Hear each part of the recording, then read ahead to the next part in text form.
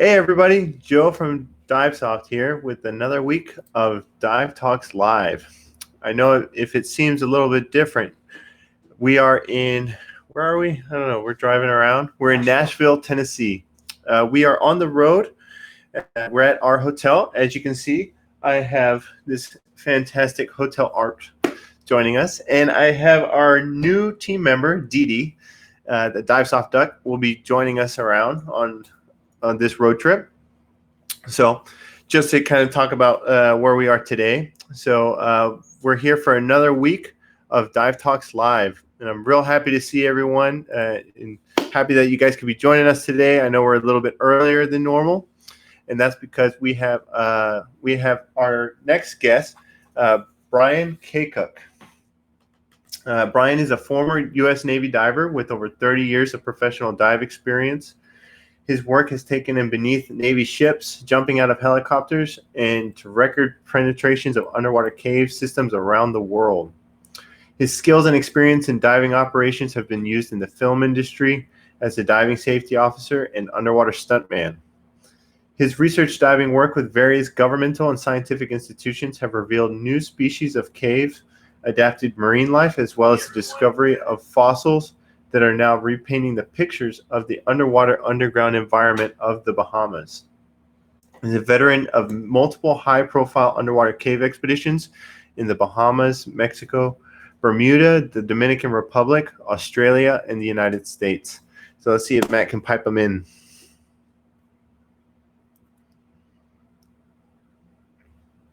All right. How you doing, Brian? Good morning, Joe. Hey, thanks very much for having me. I appreciate it. Of course, we're very excited to have you join us this week, and I know a lot of people are really excited to hear about your story. So it's good to have you on. Thanks very much. So, yeah, you have lived. It's very apparent you've lived a very exciting life, and you've been in the Bahamas for a long time. But take us back to how you got into scuba diving in general. Well, I mean, like a lot of people in my age or even older, is watching the Jacques Cousteau on Sunday nights and Sea Hunt and those types of things, and just thinking breathing underwater would be incredibly cool. I want to do that someday. And so my whole life as a kid, I mean, I remember looking at the Encyclopedia Britannica, which is long before Googling anything, and looking at the diver pictures. They had two pictures from Navy divers, a hard hat guy and a scuba guy, and memorizing all the parts and everything. And I just it was just something that was ingrained in me very early on. There's Joe Heinrich and I have a similar story that happened to us as children, falling in the water and almost drowning, but us thinking it was the coolest thing ever.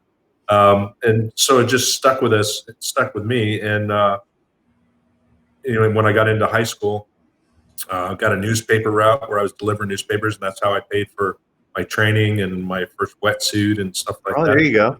Just got completely obsessed with it, and knew that someday I wanted to be a Navy diver. So got certified as a scuba diver as a kid, but then also joined the military and started diving that way, become a professional diver.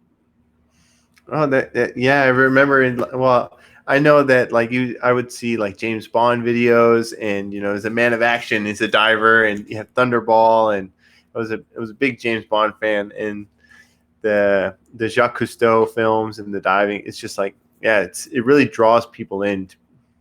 Absolutely, and it's it's an amazing activity, and not everybody makes it their life, but it's. It gives you a whole different world to explore, other than what we have on the surface. So it really opens up some very cool doors. Right, and then you went into the Navy. So if you could tell us a little bit about your time in diving in the Navy. Sure. So I was what they call a second class diver, which is basically we're just underwater workers. We're hard hat divers. We dive under ships and submarines. We do salvage. Sometimes we get involved with new weapon systems, helping develop underwater systems. We run recompression chambers. We learn a lot about diving medicine, how to run chambers, that type of thing. And so it depends on where you get stationed in your career in the military. You might only just run the chamber, or you might only do salvage. I was what we call a mud diver, where every day I was under a ship or a submarine doing various things, working on sonars, working on patching and what we call patching and plugging, where they have to remove a valve from inside the ship. We have to put a patch on the outside of the ship to keep the water from going in. And while they fix or replace the valve, then we pull the patch off. So countless amounts of hours just shivering in this much visibility in a nasty harbor somewhere all over the world, waiting for some guy to put the valve back on the ship on the inside. That definitely, it's like it's the kind of fun that when you're doing it, it's not fun, but afterwards talking about it is a lot of fun. Yeah, I mean, but we were, when I was doing that, I was fairly young, and our team of divers, we were always fighting to get in the water, no matter what it was. We wanted to be the guy on the bottom, and we couldn't wait for our name to get picked to get back in the water. How funny! It's and the ship, diving under the ships. I mean, that's pretty hazardous. I know I've heard some crazy stories before. Yeah, I've actually lost a friend to that, and it mostly has to do with human error.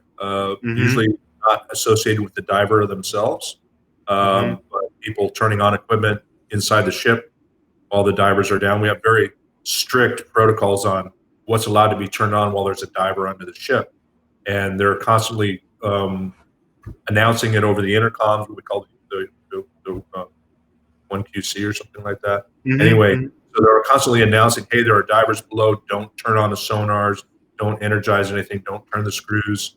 And occasionally somebody doesn't think of it, and they do, and somebody gets hurt or killed. Yeah, I never thought that a sonar would be as painful as it is. I know we've had kind of a hard suit in the pool before at the NBL, and they fired a sonar, and it just like shocking. It's how loud it is. Yeah, so one of our Navy's #1 defenses against enemy swimmers is sonar. You can turn a guy to jello in a heartbeat. Wow, I never knew that. That's pretty wild. Yeah. So how do you go from being a mud diver to become kind of like working with scientists in the Bahamas? So I decided to get out of the military and become a civilian contract diver for the military. So I heard about a job on a Navy base here in the Bahamas called AUTEC, Atlantic Undersea Test and Evaluation Center.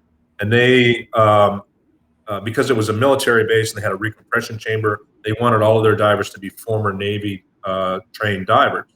And so I heard about a position that had opened up over there right about the time where I could either stay in or get out.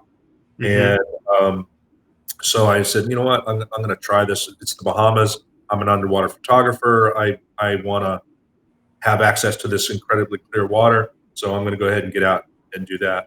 And when I moved over there to Andros Island, there were all of these blue hole things all over the place.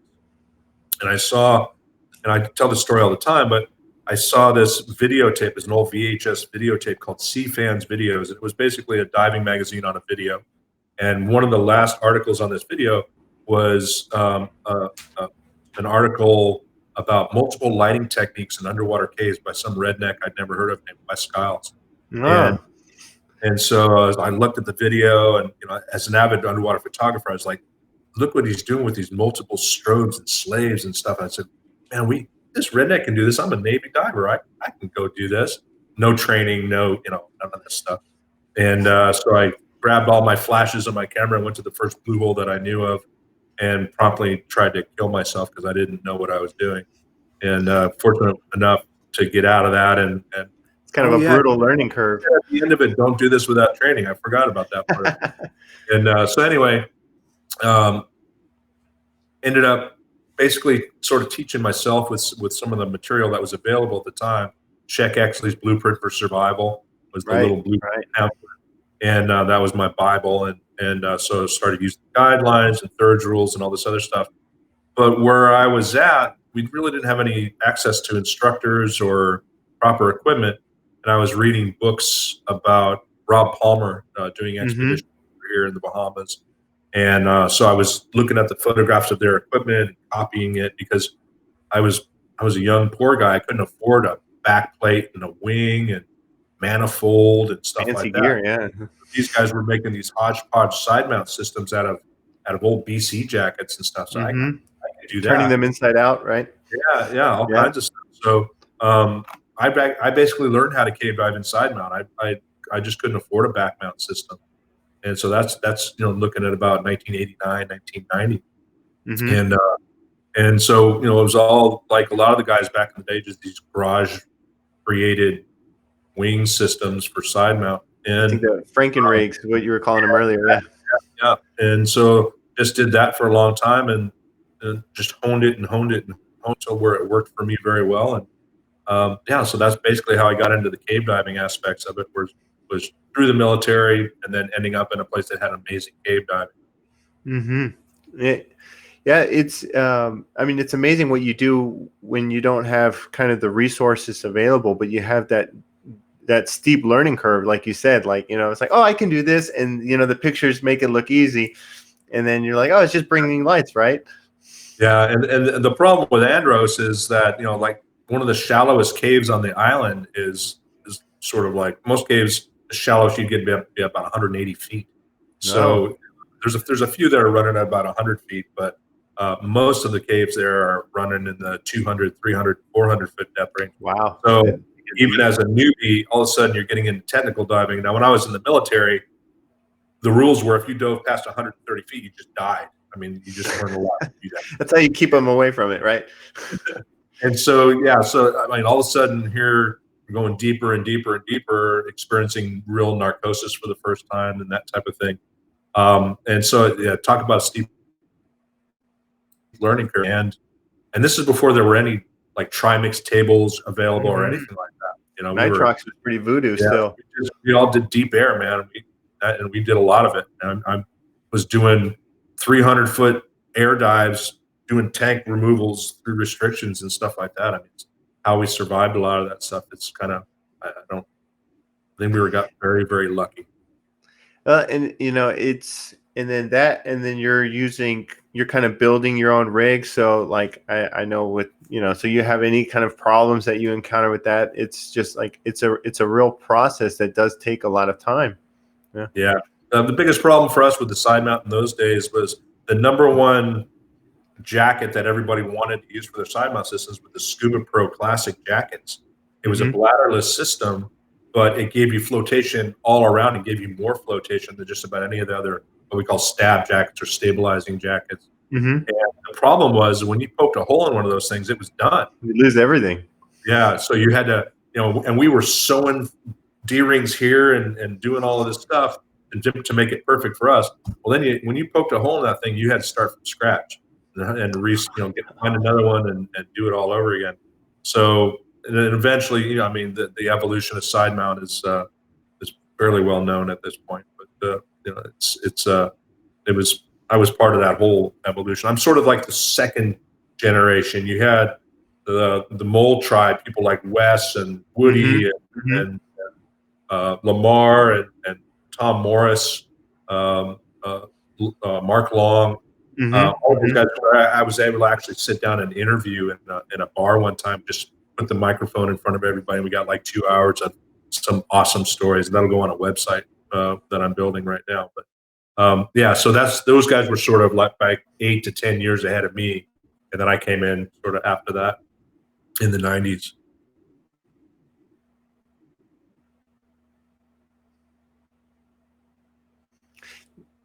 Yeah, I mean those stories are kind of what like shape. It makes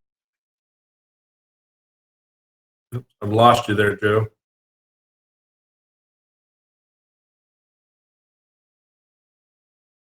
I'll give you a second to come back.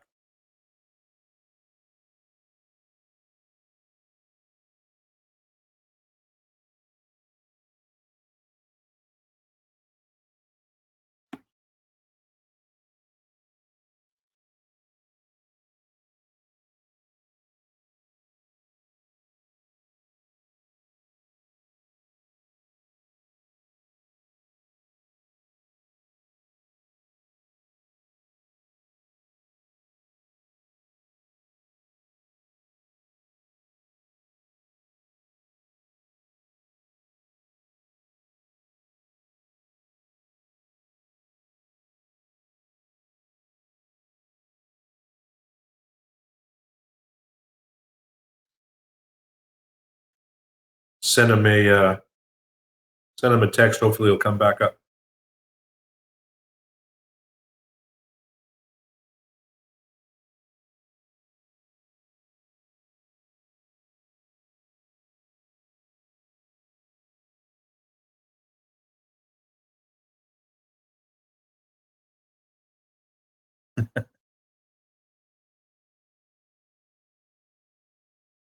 Guys, they're having some technical difficulties there in Tennessee in a hotel room. So we'll give them a few more minutes and see what's going on.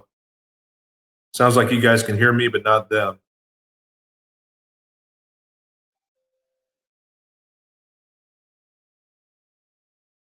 Okay, yeah. So you guys can still see me.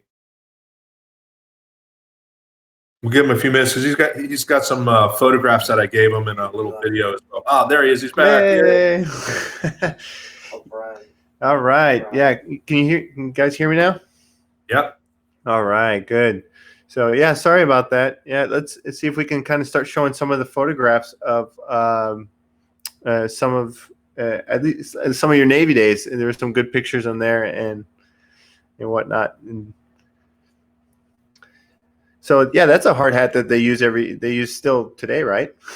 No, that's outdated. That was an unfortunate time in military diving, in my opinion. They had gone from the Mark V, which was the big copper top guy, to this Mark 12, which in my opinion was just not a very good rig at all. Is that the one that would float and kind of hurt? Yeah, well, and then there was no nose clearing device. There was a little padded, there was a diffuser in front of you, a round diffuser, and there was a neoprene pad. And you're supposed to squash your nose. It was still better than Mark V nose clearing. But at this point in time, commercial divers all over the world were using Superlight 17s and A's and B's, and those were just a dream. It's like wearing a pillow on your head compared to that thing. And these were really prone to CO2 buildup. You'd shut down the gas so you could hear topside when they were trying to tell you something, and the second you did, boy, you like get head wobbles, man. It was crazy. So this is actually on a F-16 salvage out off of Fort Myers. Plane went down at night, and we had to go down there and collect it. I wrapped the cable around the tail section, and they brought up the tail section on that dive. Yeah, that's it sounds like you were saying, like a CO2 buildup. I mean, there's so much airspace in there, and then to shut it off and different protocols. Yeah, so they've moved on. They dive an awesome rig now. The young guys that are in the military now in the Navy. It's a spin-off of the Superlight 17 A and B. I think they call it a Mark 21 now. But that should have been put in place of that one there in the very beginning. But there were some dealings with the people who invented it, old master divers and politics and stuff like that. Oh no, not politics and diving, never.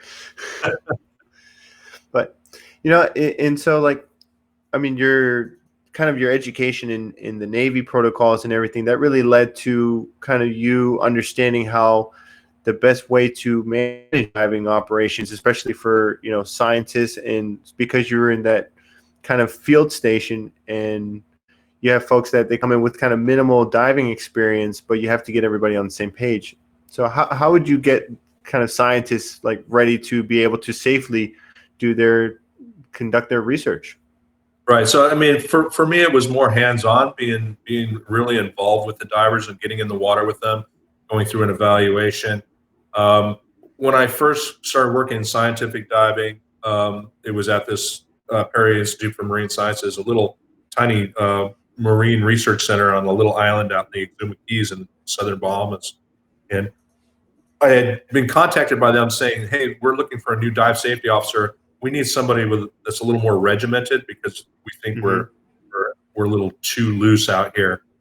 And so I went and interviewed, and from the military standpoint, they thought maybe I would work out, and ended up working at that place for 7 years. So wow. The DSO position is a thankless position because you've got to be this guy who says no a lot of the times. Right. Because scientists are just trying to get their job done. And so they will try to do it any way they can, and sometimes it's not the safest way to do it. And you got to be the guy who says, hey, let's try to figure out a different way to do this where you can do it. They just, they are on a limited budget, a limited amount of time to accomplish their task, and you're the guy who's saying, no, you can't do that, but you better try to figure out a way to help them get it done. So DSO jobs are thankless jobs. There's so many DSOs out there who people just hate, and I'm one of them. From in the science standpoint, and then also in DSOs and filming as well.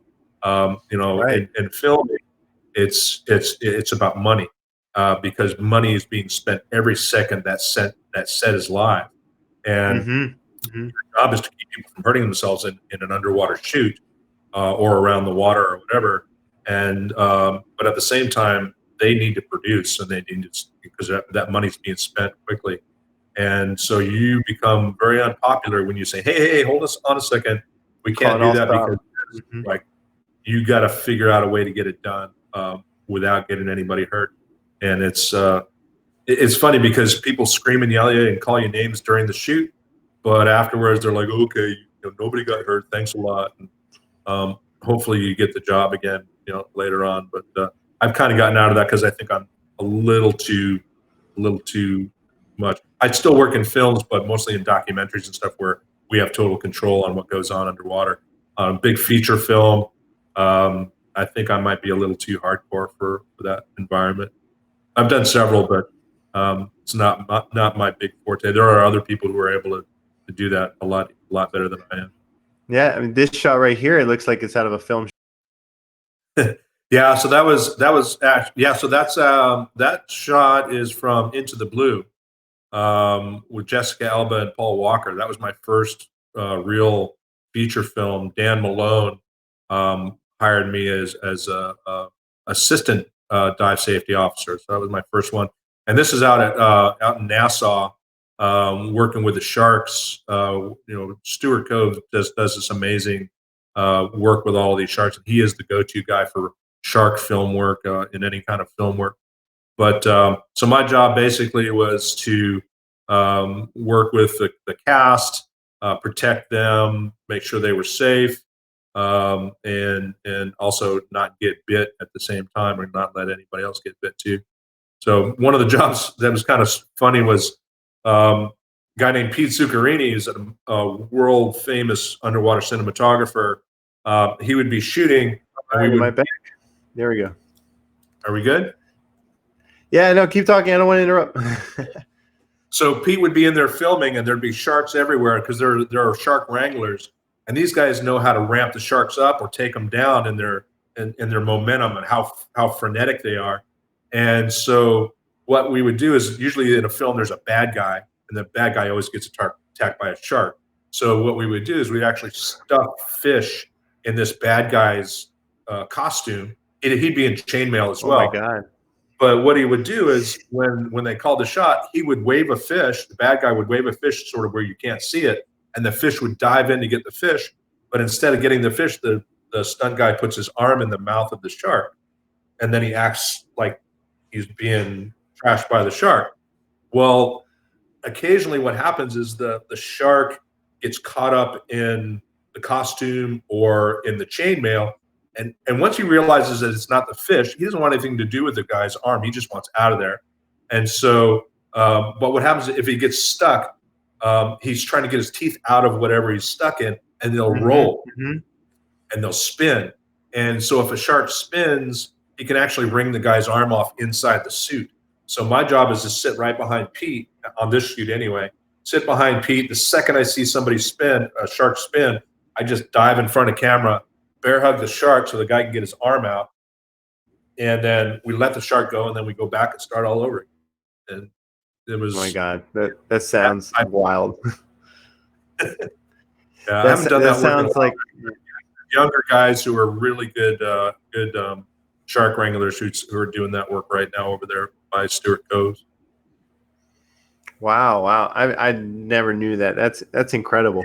That's just one aspect of the job. I mean, the DSO, right. A lot of other stuff. But this picture here was on Pirates of the Caribbean. So I ran all the diving for Pirates of the Caribbean 2 and 3. We filmed in Wow. St. Vincent, Dominica, Grand Bahama, and then they did some stuff in LA. I didn't do any shooting in LA myself, but I lived in the Sheraton in Grand Bahama for 11 months working on Pirates of the Caribbean. And our work, because it wasn't an underwater movie at all, there were a couple of scenes where somebody would jump in the water and you'd see them underwater for a second, but it wasn't an underwater shoot. So most of our work was dealing with the ships, putting things underneath the ships, moving anchors, 10,000-pound anchors, having to move them every couple hours so that the ship would stay in the right sunlight for the director. A lot of almost more commercial diving, which was a little bit more of my forte anyway. So that was a great gig, and I made enough money on that to start this business here at Bahammas Underground in Abaco. Once I finished that job, I came right here to Abaco. Oh, really? Yeah. Tell us about Tell us about was that part of the Bahama Cave Research Foundation as well? Well, I had started the Bahama Caves Research Foundation just sort of in name, just to put on my research permits, which I was applying to the government every year. And I was just supporting scientists and different researchers in underwater caves, and then continuing with exploration and mapping and that type of thing. Working with Dr. Tom Iliff, our friend Tom, who I hope is very safe right now and down there in Galveston with the hurricane going across. But that getting into the scientific diving was basically something I had started before. But then once I moved to Abaco and brought Tom out, and we realized that how just unbelievably important these particular caves were from a scientific standpoint. We're finding lots of new species. Tom has discovered well over 200 different species of cave-adapted animals. I've found a few myself, and he's been kind enough to name them after me and that type of thing. But how many do you have named after you? I think it's like 6 right now. 6 of them, yeah. Yeah, a fish, a shrimp, a ostracod. That's all because of Tom. And so when I first came over to Abaco, I was actually guiding, and I had found this amazing set of fossils in a cave here called Sawmill Sink. And I have a good friend, Nancy Albury, who she's nuts about blue holes and being out in the bush and exploring and stuff. And so she had contacts in the government. I had a few contacts in the government as well. And when I found these fossils, we said, listen, this is something pretty significant, and we don't think this is anything that's been found anywhere else before. So we brought the government in, and we started having these meetings, and they're like, well, we want you to bring in experts, and we want you to do these excavations for us. And once we started bringing this stuff up, they realized this shot right here is incredible. Yeah. So this is actually a Lucayan skull, but they realized, wow, nobody's ever found this. And it was declared by the Smithsonian as the most significant fossil find in the history of the West Indies. And so, this one site, we've got 54 crocodile skeletons and 13 giant land tortoises were a completely new species. Actually, I think it's going to be 2 new species now. Nancy could talk about that, but so we just moved on from there. And the government decided it was so important that they would actually make it an ongoing project. They opened up an office here for the National Museum of the Bahamas. Nancy Albury became the manager of that, and also the curator of all the fossils that I was pulling out of the cave. And then she would help scientists write the scientific papers on them. So it's been this amazing interaction, consultation with the Bahamian government. This was that's a photograph by Jill Heinert of me collecting a deep skull in Stargate Blue Hole in Andros Island, and that was on a National Geographic project with, I think some of these images might even be by Wes Skiles, but the last one was from Jill for sure. But Dr. Kenny Broad, who's the vice president of our Bahammas Caves Research Foundation, he was one of the divers on that as well. And we created we did some really good science with the archaeologist here, Dr. Michael Pateman. and collected some skulls and long bones and stuff for dating, both in this cave and several other in the southern part of Andros Island. And then we've also found the Kayan remains in the caves here in Abaco as well. They did It's this. extremely active. You were telling me about that. You always watch. Wes shot that, and that project ended up being on the cover of National Geographic magazine as well. Yeah, I think it was like a 99 issue in the year, or no, not 1999, but it was part of the Springs. It was one of the Nat Geo issues where they had a cover picture of the Bahamas, and I think Wes Skiles did a lot of those photographs. Yeah, that was all Wes. It was Mm-hmm. so weird because Wes actually got to see the advanced copy of that. That was in August of 2010, and he got to see the advanced copy, but he never got to see it hit the stands. Yeah, it was right before that. So that was really weird for all of us. And then it was really, really tragic. The guy, he's basically the reason I got into cave diving. I think Wes is the reason a lot of people got into cave diving with his amazing images. And he shared it with so many people, and his photographs were just mind blowing. To have him, to have him not be here now it's a tragedy, because he really is responsible for a lot of us being involved in. For me, from a photography standpoint, always being an underwater photographer and seeing his videos about using multiple lighting techniques and all that stuff. I'd like to be able to do that too. And then, going into my first caves in Andros Island and trying to figure out how to not kill myself and still take a decent picture. That was all because of Wes. So, yeah, this photograph is actually Dan's cave. This is where I basically dive every day. That's only 120 meters from the surface, 400 feet from the surface. And you can see that as an intro diver. You can be in that room right there as an intro to cave diver. So we're pretty fortunate to have some incredibly decorated and massive cave here. That cave right now is we've connected the two caves, Ralph's and Dan's cave. Steve Bogarts and I worked on that. Worked on that. And so now that cave is, the mapped part of it is at 51,000 feet right now, and it's going to go over 80,000 maps. And then we start exploring some more, because there's plenty of cave left to explore.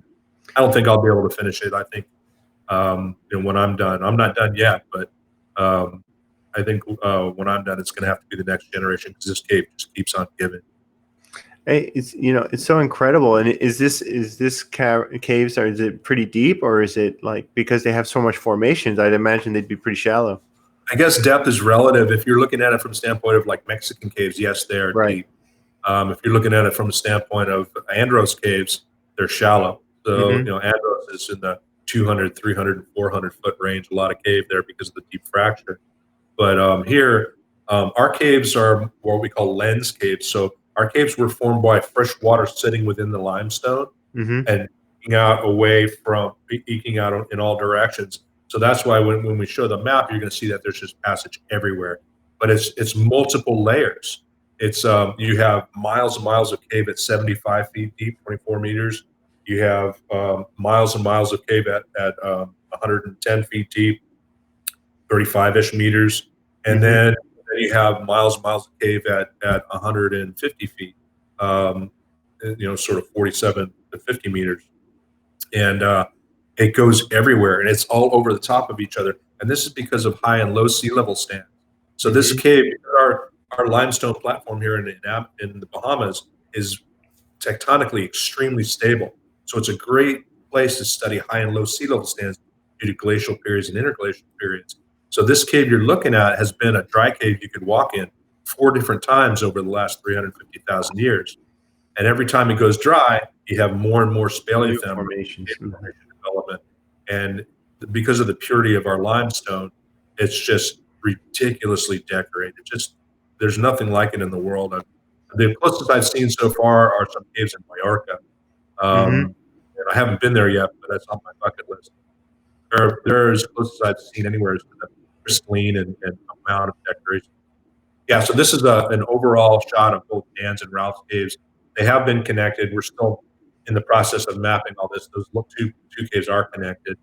And so right now we have, these images are from Arian's Line, which is a mapping software by Sebastian Kirster.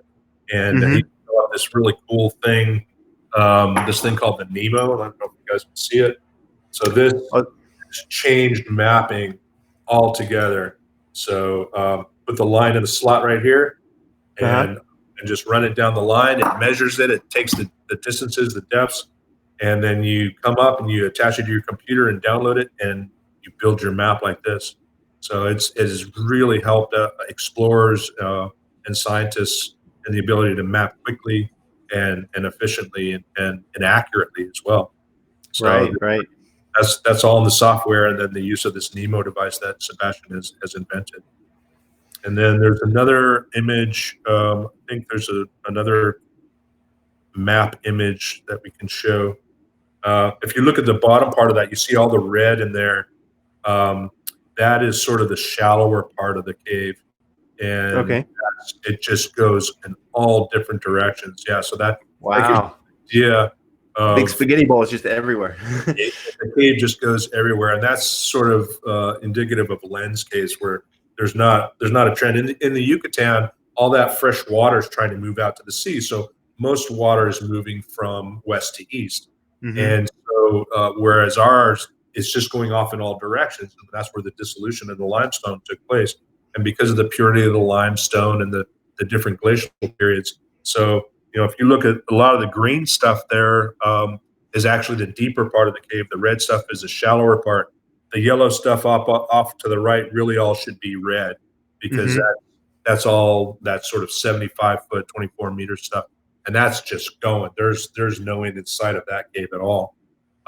It's tedious to dive it because you're up on your side, going between thin bars of calcite, stalactites and stuff without trying to break them. And so it's one thing to travel that, the end of the line. The end of the line out there is probably about 8,000 right now. But trying to get out there takes you 2 hours. Wow. Because you can't scooter out there. It's all swimming. Well, you can swim so for fragile and it's small.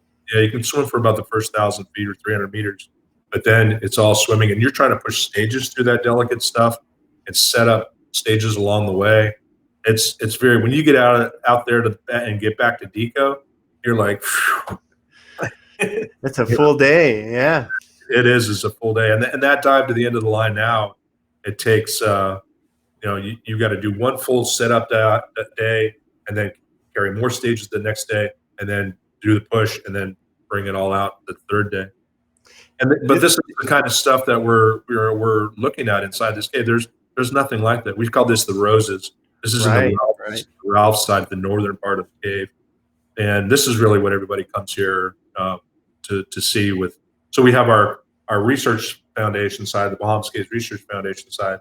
But we also have the commercial side, Bahammas Underground, where I work with Michael Albury from Maniwaki here. His wife is Nancy, who I work with in the scientific side of all this stuff. So we all work together.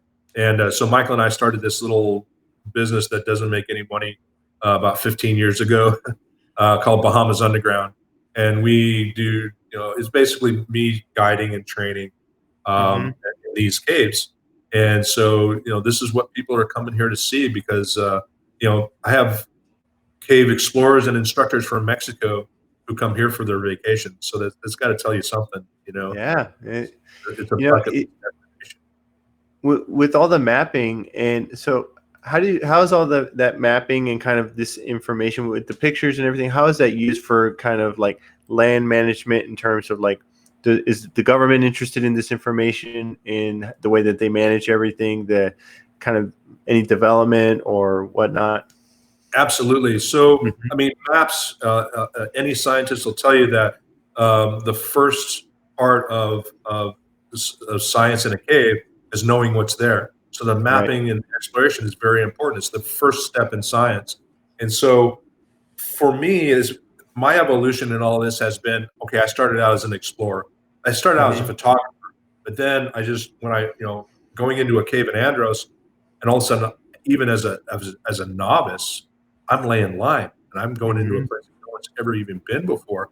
And so that all I wanted to do was explore. Once that bug bit, man, it bit hard, and all I wanted to do was lay line and map. And then, I got into the science side, and people were showing me why these places were actually so cool. Other than aesthetically, these are just amazing places. Mm-hmm. There are reasons why they're amazing, and there are other things in there that are amazing. And so I started learning more about the sciences. And after that, I really started to appreciate where I was. I mean, it was much different from just being an explorer. And I realized that these places are so special and so important to the Bahamian culture and our tourism and science, that there were some sites that really warranted being protected. And so I partnered with Nancy Albury and I and Kenny Broad, and we all partnered with Friends of the Environment, which is a local environmental NGO, and they taught me how to write a proposal for conservation. And so I submitted this proposal to the Bahamian government for basically that whole system that you saw on the map, plus other systems that are related to that and offshore. And we submitted a proposal for protecting that place, and we got it. So sort of almost 34,000 acres. This entire cave system is now protected. Now the cave system you see here on the bottom right, that's a different system. That's a different island. That's actually Long Island, and that's Dean's Blue Hole in Long Island, the southern Bahamas. That hole is the deepest ocean blue hole. It was the deepest ocean blue hole in the world for the last 30 years. But now they've just found one that goes to over 1,000 feet, 300 meters in South China Sea.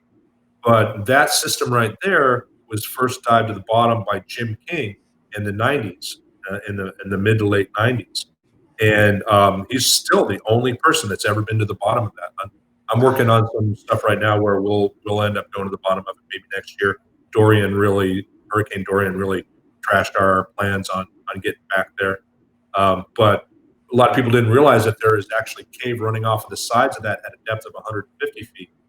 So last year I spent a lot of time with all of our research foundation equipment and everything, going down there and mapping all of that cave there. So we definitely have plans to go back there. I'm helping Mike Young at KISS Rebreathers develop a new deep rebreather. It's a background rebreather, but it's extremely low profile. And this thing is being designed for sub 120, sub 120 meters diving. So we're working a lot on the breathing resistance and all that stuff. I do sort of crash test dummy work for Mike on the KISS Rebreathers. He's helped me develop my own amazing side mount system that I use. It's very dialed in just to me. He's made all of these changes just specific to what I like and what I needed. And so I'm helping him, hopefully get this new rebreather going. And it won't be, I don't think it'll be a mass marketed rebreather. It's going to be for people who are doing, like, he won't even sell it to me. He's like, no, this is going to come back, and once you tell us what changes we're going to make, then we'll make those changes. But this is going to end up being cut apart, used for something. I mean, it's really interesting, kind of the evolution of the equipment that's using for this type of diving, this type of mapping, especially the durations, the distance that you're doing. Doing it on open circuit, like you're saying, it's just moving bottles, and it's with rebreathers and side mount rebreathers. It's how are side mount rebreathers being implemented now into your daily diving? Yeah, so I mean.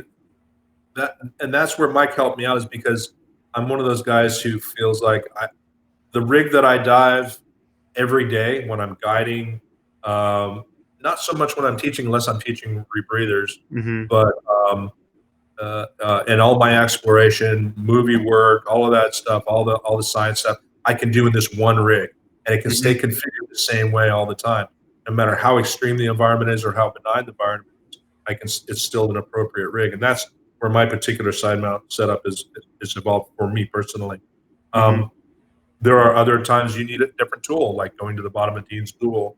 Side mounted CCRs don't have the work of breathing that a back mount CCR has. It's physics. And so It's a matter of using the proper tool for the right job. But yeah, so where we're really moving with all of this, of course, is to get rid of bailout and go with dual side mounted CCRs. And so that's what people like myself, Ed Sorensen, there's a lot of other people around who are working dual rebreather setups nowadays, and it's to eventually try to wean ourselves off of this need for massive amounts of bailout. It's it's a hard, it's so ingrained in us to have that bailout. It's just such a huge part of our initial training that it's hard to let go. It's really Yeah. hard to let go, and you have to mentally say, okay, this is a completely separate rig, and this has just as much bottom time on this rig as I do on the other rig. And so it's kind of crazy.